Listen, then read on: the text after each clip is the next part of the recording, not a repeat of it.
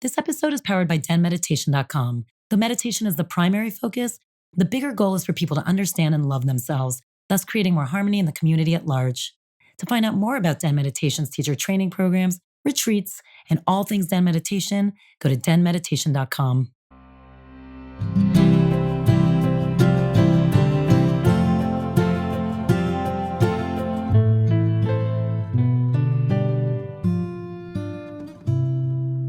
Welcome to Den Talks podcast. Today we have Nia. I am so excited. One of our original teachers at the Den, who's amazing.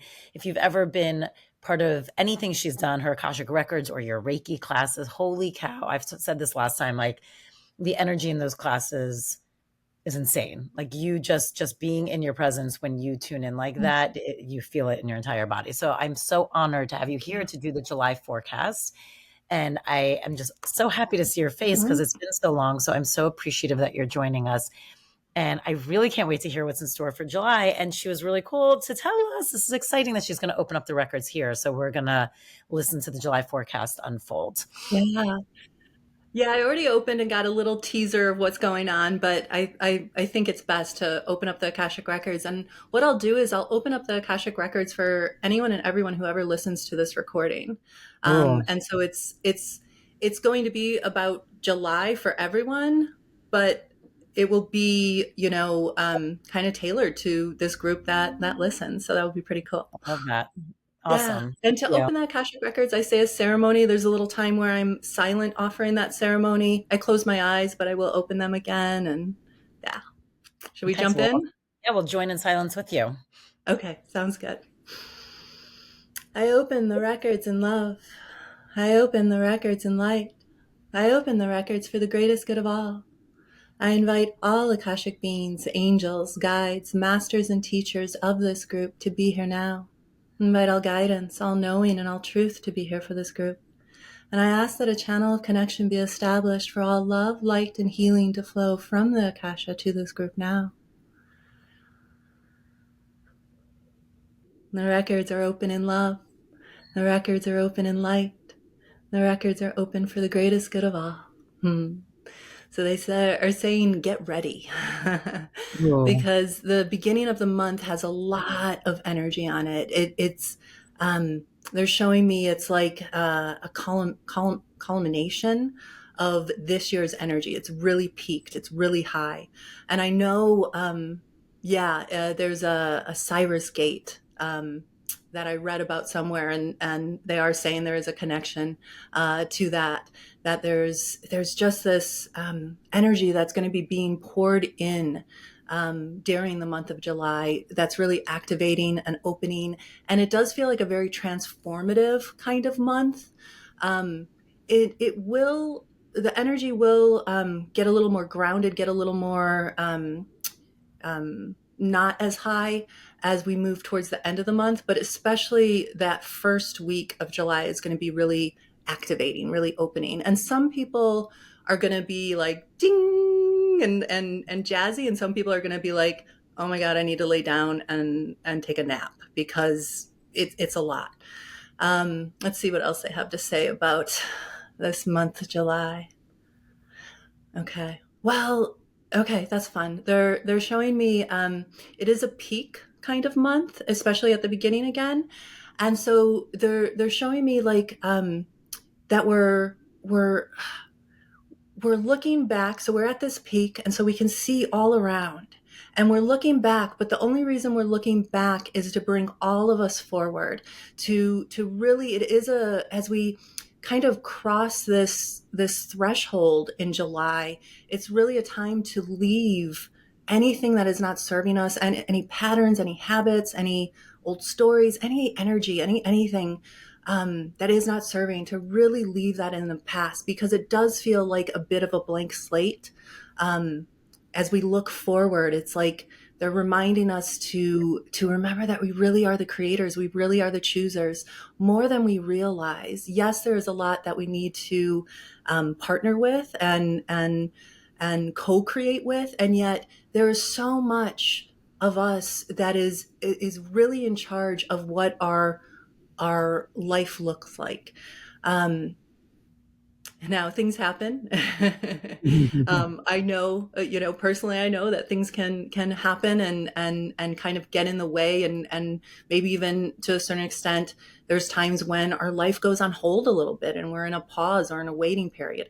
That does not feel like this month. The energy of this month is more go go go, and definitely it carries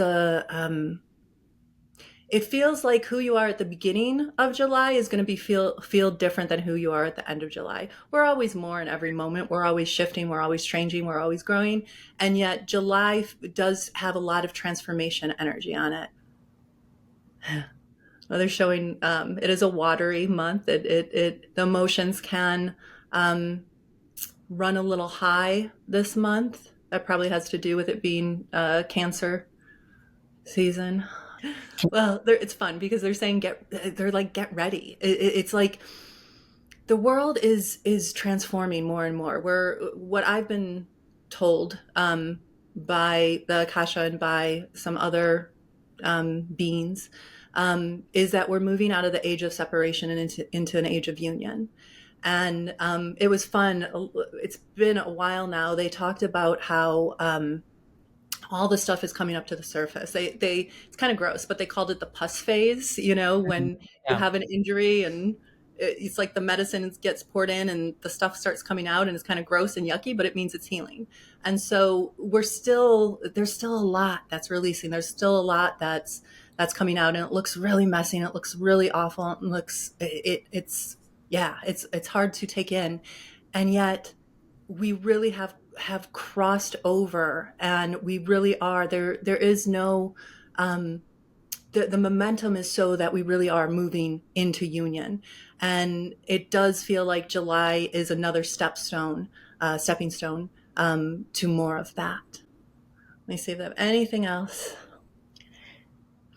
They always they just always just want everyone to know how loved they are, how cherished they are. How, I mean, if you could see the way that your guides, your angels, or whatever you would call that, sees you, I Mm. mean, you would bawl. You would just break down in tears because it's so beautiful. It's so infinite. It's so loving. It's so kind. And they're your greatest cheerleaders. So they're saying, make it what you will, because it really is all up to you. Can you ask them if they have any hints, if the energy is really one of transformation and letting go? Do they have hints of how people can let go? It Mm, sounds like the emotional energy might be of service that's coming through too. yeah, But yeah, are there tips or things people can actually do to really yeah, help get through that? yeah, definitely. Okay. Well, okay. So the first thing that they're saying is to really remember that you are the chooser. It's you're Mm, choosing to let go of something is a powerful. Yes, there are sometimes things that you need to do in order to be able to let go of something. And yet they're saying the most important part is to remember that it's up to you what comes with you. It's up to you what you're still hanging on to. Now, there might be a subconscious reason that you're doing that. And so there's an invitation to really look at anything anything that feels sticky, anything that feels like, okay, I've been holding on to this a long time and I don't feel like I know how to let it go. They're really inviting to look right at it and ask it, how do you serve me? How have you served me? Yeah. And they're inviting to have a conversation. Okay, this is good. To have a conversation with the part of you. So there's two parts. There's the part that is like adamant and like, I know I need to let this go. I want to let it go. But there's a part that's hanging on to it. So they're inviting you to have a conversation with that part of you that feels the need to hang on to it. Usually, um, it's because people think it's keeping them safe in some way. Oftentimes, pain, for example, like traumas, something that was done to someone, oftentimes they'll hold on to that because they think keeping it close by makes sure that it can never happen again. But all it actually does is keep it in your field so that it can actually happen again, so that that vibration is still there. And so having a conversation with that space of you, letting them know this really is in our highest good, and I've got you, and I'll be here with you, and we can do, we can let it go at the pace that you're ready to let it go at. But it's really coming into conversation with the self and recognizing if you're holding on to something that that doesn't feel like you're able to let it go, there is a reason for it, and the reason is within you. Mm. Um, and so it's just having a conversation with yourself, and really, you can go into like a deep meditation and have that conversation. You can do it in your journal, have, really embody one part and then embody the other part, and have them just go back and forth. Yeah. Do they feel that it's necessary for you to understand the source of trauma to be able to let Mm. it go? Depends. It's easiest. They're saying if you don't need to know the source, it's great. It's great when you don't need to. Um, there are some things that you would need to go back to the actual memory, or the vibration, or the instance, or something. You would need to know where it comes from, so that you could move with it in the way that we just talked about. But a lot of things you are able to just release without having to know the source. Um, and they're saying, like, to do that, to try that first, and if it's sticky, if it's hanging around, then yeah, finding where it started would be a good idea. Are there any times in July that people just need to be wary of or ready for any dips? Or I Okay. know our vocabulary is a little different. Mm. Well, they are. They think everything's like a great playground and so much fun, and, like, but they are saying that for some it can feel like there's a digging going on, almost like you're it does feel like, especially on an emotional level, some of those emotions might be coming up to be released. Sometimes it's an emotion that needs to be expressed so that you can let go of something. That's another thing that can be a reason why we're still holding on to something, because we haven't actually expressed what we needed to express.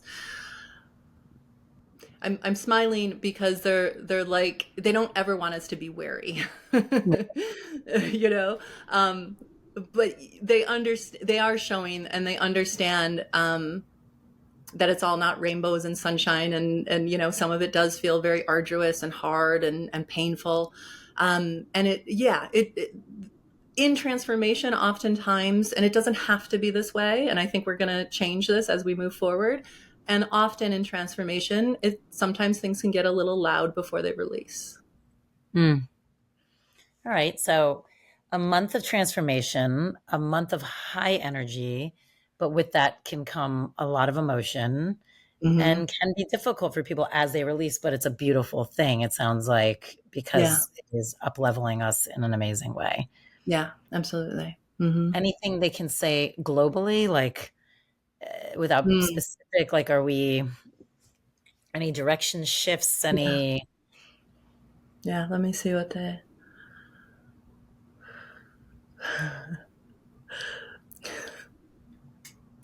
Okay, I'm just gonna say it because it's what they're saying. They said, "Don't pay attention to the shit show." And Mm, what they mean by that is, to remember all this stuff is going on, so that it can release, so that it can really transform and change. We are still in this phase of watching some really horrific things go on in the world. Um, okay, any advice or anything? Okay. It's not really. They go off topic all the time. I'm just going to say what they're saying. They're yeah, talking please. about um, understanding that there are people, that we all have different missions, and together we all make up the entirety of the answer. Um, and some people are the ones that are on the front lines, and that's what they need to be doing, and that's what the way that they're changing the world. And some people are being the vibration of love and working more on the microcosm. And so everyone has these different roles, and they're really talking about finding your role and being part of the change in whatever way that resonates for you. It doesn't mean, again, some people are on the front line. Some people are really being political. Some people are, doing it. And we're all doing it in different ways. And they're just inviting for you to find the way that you serve. And I know this is not what you asked, but it's what they're No, talking no, about. yes, absolutely. No, it's great. um, yeah, yeah. Anything else? No, so it's interesting. So they're reminding us that, like what you were saying, everything's going into kind of togetherness versus separation, and that Mhm. even though, and correct me if I'm misinterpreting this, but even though you may look to something and feel like you're not part of that at all or don't agree, we have to remember it's all serving a purpose and we are all playing roles for the greater good of change. Yes, absolutely. And I always like to remind people that they're looking at one page of an infinite book. Right. And so to not you can't really judge anything because you don't have the story. You don't really know the infinity of everything. I think oftentimes people, decide that this person is evil, and and there are people acting in very evil ways, but they're not actually evil. It's evil is taught. Evil it's not innate in a person. um, and so they really just want us to come together and to recognize that it's in the coming together that all the answers show up. That's beautiful. Well, thank them very much. See if there's anything else they want to say for July, but thank them for sharing Okay. Yeah, and definitely. Let me guiding see if us. I have anything else to offer.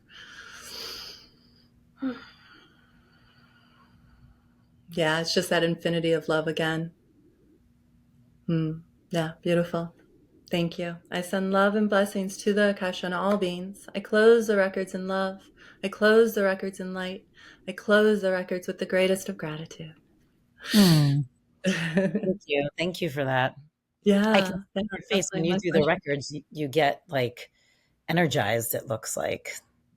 Yeah, definitely. There's like every time I open up the records, there's an energy that moves through me, and it's fun because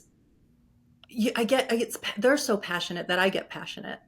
And my favorite thing is when they'll have me say things sometimes that I'm like, I don't even know what that word means. Or I'll say it in a way that I'm like, I would never say that. And so it's just fun being that channel for them. Yeah. Do you use records for yourself like every day? Not every day. Probably maybe 3, 4 times a week I open the Akashic Records, but I'm talking to them all the time. It Right. is different being in the Akashic Records. I'm always kind of talking to my guides, my angels, and all of that. But I go into the records, open the records probably 3 or 4 times a week for myself. And how do you find the conversations are different or the communication is different between the records for you and like your angels and guides?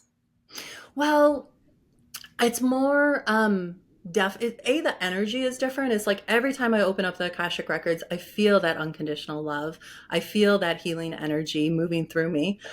Excuse me. And I trust my answers. It's like everything's much more. It's more clear. It's easier to understand things. Um, when I'm just talking to them, it's still clear and stuff. But if I have something big that I want to move with, I would definitely go into the Akashic Records. I wouldn't just talk to them like I talk to them daily. Right. So how's it been for you? Because I know you've been on quite a journey. I know this last, what, Yeah. year and a half, 2 years has been. Yeah. Well, for me, I mean, I don't know if anyone has.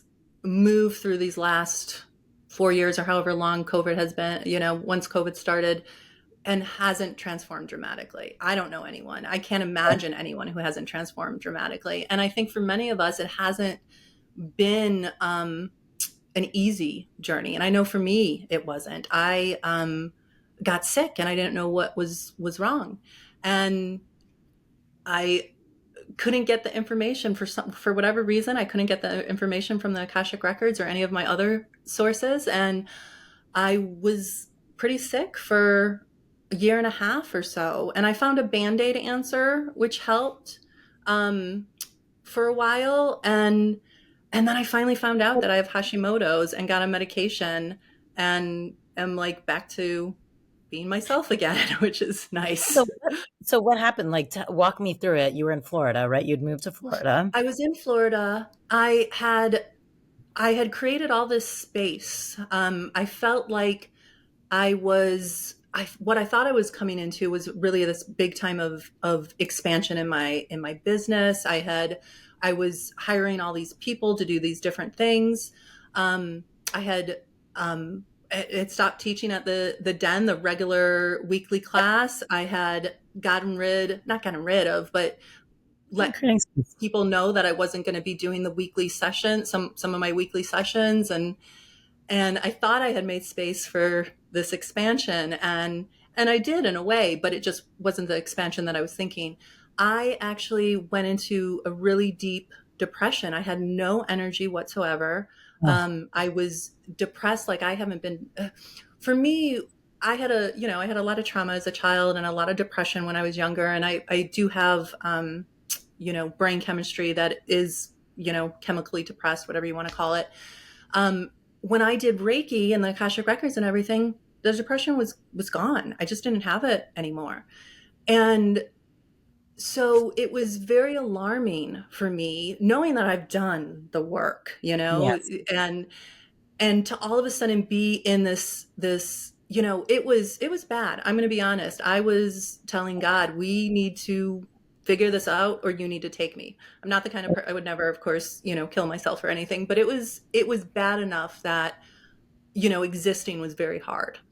Because it was, yeah, it was a really, really intense depression, no energy whatsoever. I couldn't do much. And I tried everything. And like I said, we found an answer that was a bit of a Band-Aid that got me stable. I still wasn't like, woohoo. I didn't have a lot of energy, but I wasn't telling God that, he needed to take me or Right. anything. Um, and really, and I had checked my thyroid with doctors twice. I had checked my thyroid, and for some reason they didn't do the test for Hashimoto's. And finally I found a doctor who did and found out what was wrong. What was the Band-Aid fix? The Band-Aid fix was like an antidepressant. Yeah. But it was Just a little just bit. what? It helped just like it made you feel not as like, so what did that It do? definitely helped. And I don't, antidepressants, I think when people need them, they're great. If they work for people, that I think that's a beautiful thing. And it did work. It's not that it didn't work. It just didn't work fully.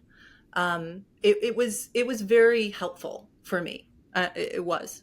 But the thyroid medication is what really made all the difference in the world. That's so crazy. And so when you were in like that low state, could you do Reiki? Like, could you enter? Like, what would happen when you'd enter the My record like that?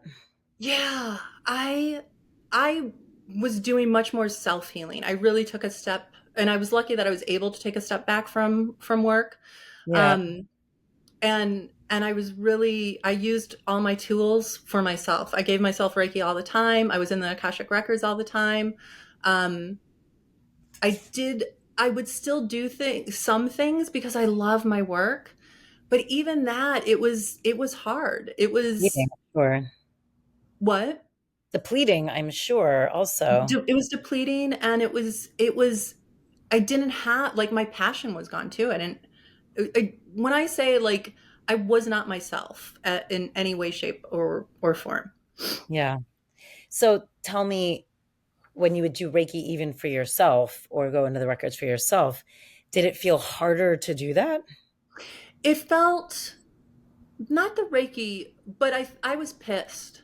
And so being with my guides and angels, I was kind of pissy, like, and they would like send me so much love and I'd be crying and like, I could still feel their, that unconditional love and stuff. But I was also like, I'm pissed, like I feel like I think I had this idea in my head that because I had so much trauma as a child and teenager and all of that, that like once I got healed, like life was going to be good and easy. And honestly, it was for a long time. And this really threw me. It really surprised me. And honestly, it did. It made me angry that I had to deal with depression again because I didn't think I was going to have to deal with that thing again.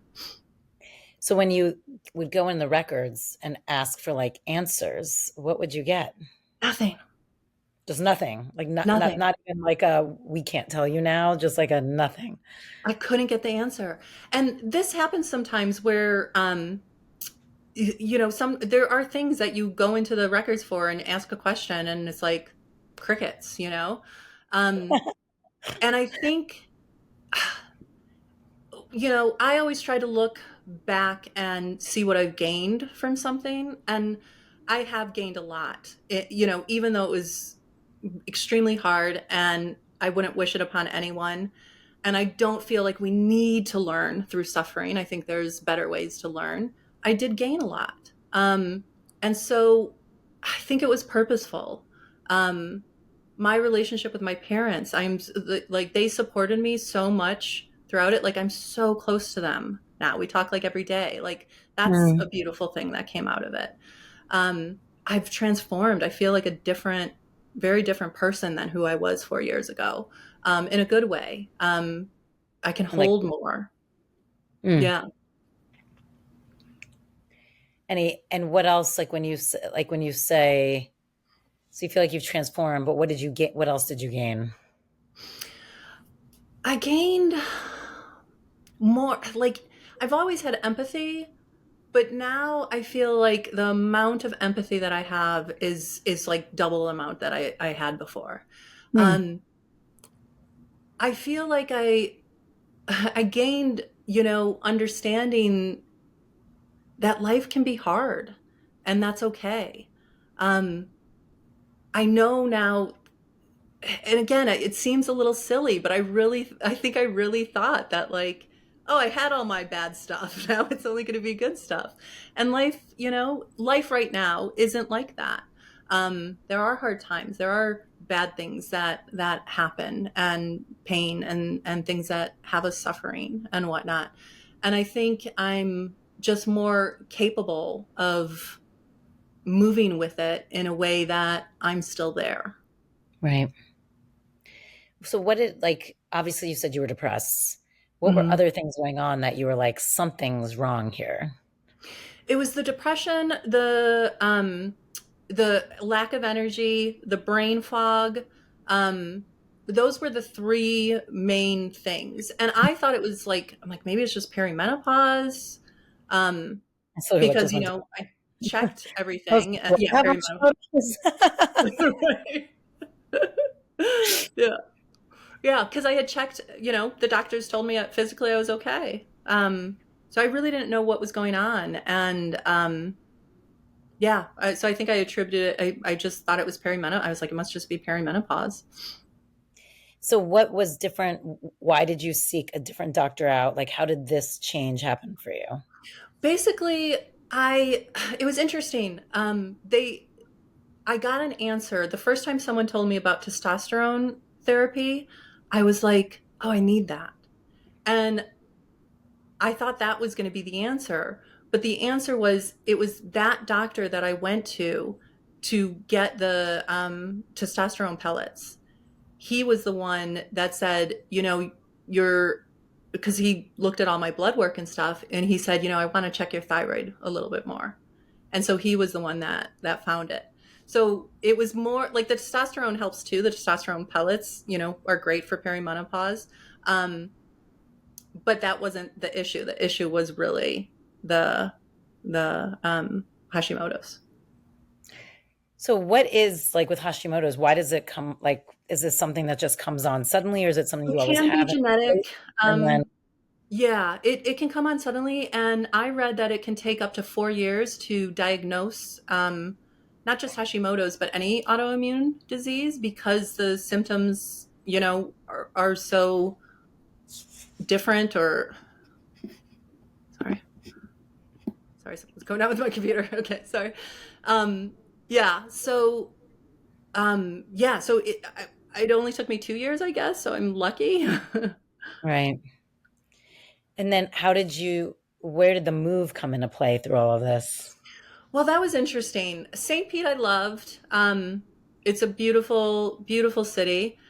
And I decided that I was going to go to Thailand and live in a place called Koh Phangan, which has like a conscious community and was really wonderful. And while I was there, I all of a sudden I was like, I want to live by my family. And I've haven't lived by my family in like forever. Um, but it just felt so true, and I really just wanted to come to Scottsdale, which is where my family is, and spend time. My parents are 70, 79 now, and so who knows how much time we have left. And so really what brought me to Scottsdale, I'm not a desert person. I definitely wasn't, the landscape, although it is beautiful. I miss the ocean, but I'm with my family, and that feels really good. So that's so interesting. What made you want to leave St. Pete's? Like, what made you even do that first jump? The first jump, it just felt complete there. It was, again, I loved it, but there was just something that telling me that it was complete. I needed something else, and I think I needed to go as far as away as Thailand to realize, because I literally had told my parents I will never live in Arizona, um, and never say never. And so I needed to be that far away to recognize, this is something I really desire. And yeah, I it would surprise me if I lived in Arizona, the rest of my life. I'm guessing I will go back by the ocean at some point, but for Hmm. now, it feels good. So when talk to me a little bit about how St. Pete's was as a whole now, like now in hindsight. Like when did you get sick in relation to moving there? Well, it was interesting. So I had gotten really healthy actually. I'd lost, weight and really was so in my thriving, it felt like, and St. Pete felt so good. Um, and that first year was, well, there was some minor health issues that kind of came up that I had to deal with. Um, that one happened for a few months and I had to have a surgery. And so that kind of interrupted things. But other than that, that first year was amazing. I loved St. Pete. It felt like the right home for me. I met some good women and had a community. And then getting sick changed things, of course. And I'm such an intuitive kind of person, and I was just being called to this Copagan, and so I decided it was time to go. I mean, because it's such an interesting move. Had you been there before? I'd never been there, and I had never been to St. Pete when I moved to St. Pete. Yeah, you know, I similar. I kind of moved that way. Me I too. really, Whenever I move somewhere, people are like, "So, have you spent a lot of time there? What is it about you love?" I'm like, "I don't know." It's like I just feel like I'm supposed to go there. It is exactly where you're supposed to be, but it's so yeah, interesting. But still, yeah, and so Copagan. yeah, go ahead. It was amazing. It's one of the most beautiful places ever. But the thing that got me was um, bugs. There was literally everything's outside, and there's literally you would go to eat somewhere and there's ants crawling on the table. There's like ants in your food, and people just think it's like normal. And yeah, I had a hard time with it. I only stayed for about a month. Oh, really? Did you feel when you got there? So talk about like when you make moves like that, and like you said, when you don't know. So when you got there, what was your spidey sense telling you from the minute you landed? That I was where I needed to be, and I do feel like I needed to be there for a while. I really explored. I did stay there for about a month. The ants were, and the bugs were, I had a hard Oh, time with that. I'm not going to lie, but it was really an amazing, beautiful place to live. You drove everywhere on a scooter, and that was fun. And this was perimenopause, because before that, I would ride a motorcycle. It was like nothing scared me. And I get on that scooter and I'm like, this is scary. it's also a different way of driving, period. Yeah, It's not even just, oh, you're on a scooter. It's the mentality, how people drive. right. I always say whenever I go to countries like that or any foreign countries, it's like I will always drive in the back, whether it's a scooter or car, of the locals, and trust no matter how many times you think you're going to die, because you're like, this is just how they drive all the time. Like they know it. Yeah, Like if I were totally. driving, I probably would die because I'd be like trying to Yeah, drive by I the was on the scooter thinking I should not be allowed to drive this. I don't know what I'm doing. because there's something you're born with, or if you live there a while, you just get the feel of whatever the chaos is of that Yeah, type of yeah, transportation. But if you're not used to it, it's like you're like fighting every ounce of the chaos, which yeah, is really part of what it is. yeah, definitely. And then you're driving and it's just like bug, bug, Oh, bug. see, I would melt everywhere because I mean, like my skin, I react so much. Right. So it's like I would just look like I constantly had a disease of some sort. Oh no. Like Yeah. bugs don't just bite me and like there's nothing. It's like a bug bites me and it's like I'm swollen everywhere. Oh geez. Oh yeah. Okay. Don't go to Copenhagen. Okay.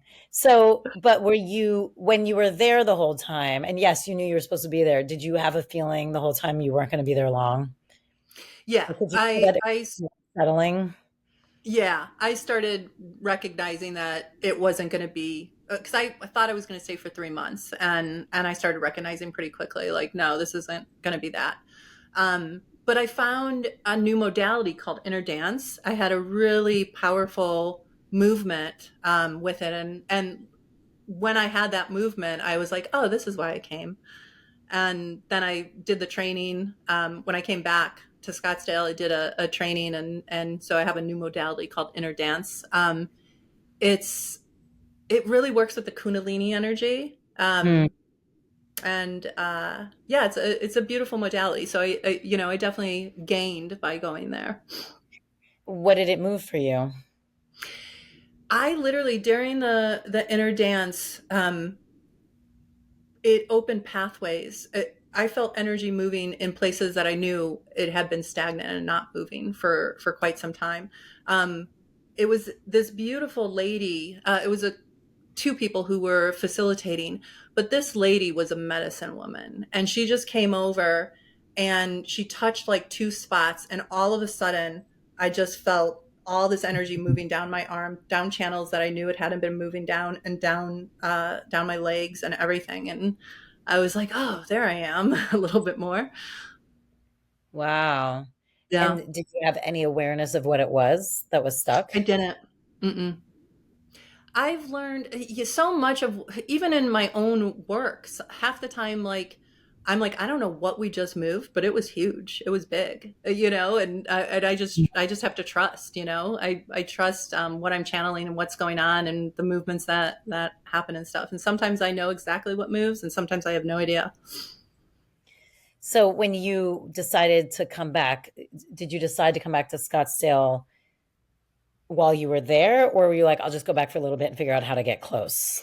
No, I decided to come back while I was there. Yeah, because I had come before I went to Thailand. I came out and stayed for a few weeks, and I've always visited. Obviously, I've always visited. My whole family lives here, even though none of us are from here. Excuse me. And so I think I needed those few weeks of being there, and then being in Thailand is what made me realize, no, actually, I want to be in Scottsdale. And so what was it like coming home? It was good. I was happy to come home, to come to Scottsdale. Um, I again, I it's not like my nature vibe totally, but Sedona's only a couple hours away. And that first summer that I spent here, I was literally up in, like a 2 hour drive. I was up there once a week swimming in the creek. And it is amazing. Like swimming Mm. in the creek in Sedona feeds me so much. I can't even tell you. Um, and there's so many places to kind of swim in nature out here that feel really good. So I'm still getting my water fixes. That's right, which is important to you. So Yeah. that'll be interesting July for you because they said there's so much water. Yeah. I'll be curious how it reacts to you. Yeah, So, me too. so you ended up getting much closer to your family as you were sick, like when you started in St. Pete's. Yeah, I've always been close to, well, not always, but I've been close to my family for quite some time. Um, but really, my parents, we it just went to a whole nother level. I feel like, yeah, I couldn't ask for like better cheerleaders, better supporters of me. Did any of that surprise you? Well, okay, so they were very different people when I was a kid. And they did the best that they could, and they had issues just like everyone else has issues. And again, I had a lot of abuse and stuff, and so basically, I didn't feel protected as a child. Um, and I feel like in these last few years, I've gotten all that I didn't get as a child. Like, That's huge. it's huge, and not a lot of people get that. No, I think people can heal in forgiveness and understanding, but not a lot of people the get the opposite of what they didn't have. A lot of people don't get filled up by those people from what they were missing. Exactly. Yeah, I feel very fortunate. That's really interesting. Hmm. And you feel like that was part of its purpose? I do. Yeah, I feel like it was a big part of the purpose. Probably the biggest part. Yeah, because I feel like I've always known you a little bit as like not a loner, that's not the right word, but like your own wanderer in a sense, in Yeah, a great way. And so it's really interesting to see how I don't know, it feels like everything expanded in that sense. yeah, yeah. And I definitely feel like I'm moving into a time of partnership. Like I'm ready. Yeah, so that's interesting because it does feel Hmm. like, even again, like you said, it wasn't that I ever got the impression you didn't get along with your family, but it does. It feels like everything's being is part of you in a different way. Yeah, yeah, without a doubt. So when you got the diagnosis of Hashimoto's, what was that first going back into the records after that? I didn't blame them. I wasn't mad at them anymore. Honestly, I was just so relieved. I was just so relieved. It was like, thank God, like I finally know what's been going on all this time, and Right. and now we can treat it. So I don't actually remember. I wasn't like, you guys, why Why didn't didn't you tell you tell me? me? Yeah. Have you ever asked them why they didn't tell you? I never have. Yeah, and I have other, like, I really trust that I wasn't meant to know. Yeah, I'm sure you weren't, but to be so Yeah. curious why. Yeah. And they know there's times too that they'll tell me things and I'm like, yeah, I didn't see that because I don't want to follow it. And Right. Like, what do but you mean? Give me an example of that. I remember I was dating, this was like 10 years ago or something. And I was dating someone who obviously was not going to be a partner or anything, just, someone that Obvious was to who? nice to date, Records whatever. or to you? What? Is it obvious to who? The records or to you? It's to me, to like anyone. He was like Anyone 10 years younger. Yeah, it was just more like fun. fun. Um, But I had a reaction. I ended the relationship. We'd only dated for a few months, and I ended the relationship, and all of a sudden I had a reaction like, "Oh wait, I shouldn't have ended this. No, I really like this guy, and all this stuff." And I went into the Akashic Records and was like, "Should I go back out with him?" And they were like, "No," and and I ignored it. Do they ever do I told you so's? I know they don't, but like it would be No, hilarious. not at all. It's so funny. You could just like go and it would be like, mm. Right. Because I do appreciate the personality of, like, even when you were reading, you were like, they just said this. Like, I appreciate when there's like personality attached, and there Yeah. is. Spirit is hysterical. They are so funny. There's so many times I'm in the records that I'm just cracking up, laughing. And And does a they, what? go? No, no, go ahead. And they do, probably because I'm okay with swearing, they'll swear, They'll, yeah. When you read other people's records, does the personality change? Sometimes. There's always that unconditional love. Spirit is still always funny, but I do find if someone has a good sense of humor, they're even funnier. Yeah, they do almost take on not their. I would say they do a little bit almost take on some of the person's personality. Oh, that's interesting. It is interesting. I never thought of it before, but yeah, not a lot, but yeah, it's now that I'm thinking about it, there's a little bit of that. Oh, that's really interesting. Have you ever Yeah. gone into someone's records and they were just like, "Oh, thank God, finally!" Like they've been wanting to communicate something for so long, and whoever it was just it's taken forever to like get to that point. They're always like that. They're always so excited. They're not like, oh, finally, but they're like, they're always just so excited that this person that they get to talk to them now. They're always talking to them. I always tell a story about how when I was little, I had a room that I would go to. It was a dream. I didn't realize it was a dream, but there was like these floating stones. It was this gold energy, and I would climb up, and at the top was this man in, he had white hair and a beard and a robe, and I just loved him. And Mm. it was just this beautiful thing. And then the first time I had a conscious thought about the room when I was awake and I realized it was a dream, it ruined it for me. And so I never had the dream again.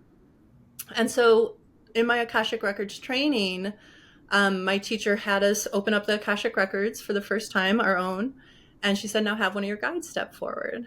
And there he is, stepping forward. And I was like, it was so amazing and so beautiful. So we don't need to access the Akashic Records to be in contact with our guides.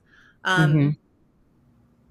They're always sending signs and trying to communicate and helping in any way that they can. How do you feel like your guides and angels like stepped up while you were going through your stuff? Yeah. I remember this one time just opening up my records and right away one of my guides stepping forward and like putting a hand on my heart and doing, I didn't know exactly what they were doing, but it was so beautiful. I was just like bawling because there was so much love and I could feel they were giving me like a blessing and a helping. And so yeah, they were definitely helpful when I allowed it, when I wasn't like, what the hell's going on, you jerks? Right, right, right. When did you get the diagnosis? Where were you, in St. Pete's, or had you No, already I was moved? in Scottsdale. Yeah. Yeah, it was actually like about 2, 3 months ago. Oh wow, Yeah, you're like a new woman. I'm a new woman. Yeah, Welcome. thank you. That's amazing. Well, I mean, I'm so glad we got a chance to catch up. Do you feel like you're back in full force now?